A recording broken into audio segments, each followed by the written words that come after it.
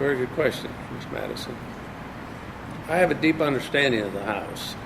I know the rules of the House far better than any of the other 7 candidates. I'm a C-SPAN geek. I watch committee proceedings, the House Rules Committee. I can name the speakers from the first, Frederick Muhlenberg of Pennsylvania, to Paul Ryan, and everyone in between. I believe as a no-party candidate who quit the Republican Party July 7th this year, so I'm now no party, I wouldn't be beholden to either the Speaker or the majority or the minority leader. My vote would be important on close votes. The draft was renewed in 1940 by 1 vote in the House. There have been close votes. I would change the rules to allow the D.C. delegate to be a voting member. I would push for that. Eleanor Holmes Norton represents D.C. well, but cannot vote on anything. I think that's wrong. Those are Americans too, just because they live in the federal district. I listen, I read, I retain.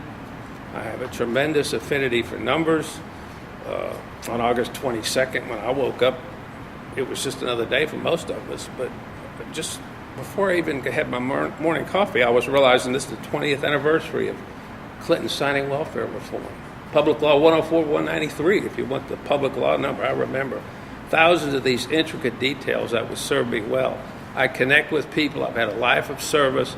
And the main thing is this, the 3-legged bar stool of Congress.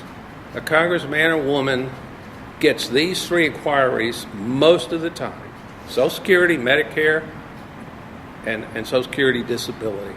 I'm extremely well versed in all 3 areas, Medicare, A, B, C, and D. Actually read the Affordable Care Act, finished it on March 31st, 2009, 10 days after it passed.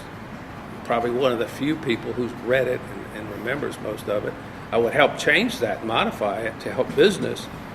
I would increase the minimum of 50 people who have to comply to 500. I would try to multiply that by 10 so that small businesses with 60, 80, 100 employees aren't subject to the stringent terms of this act.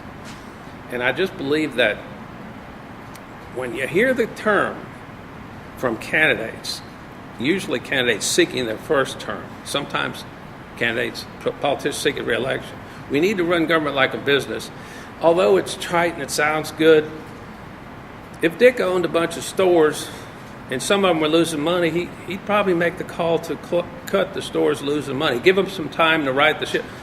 But we don't do that with post offices. The Postal Commission recommended closing 3,400 post offices under Bill Clinton's first term and ended up closing 123. So we don't really run government like a business, but it sounds good. But I appreciate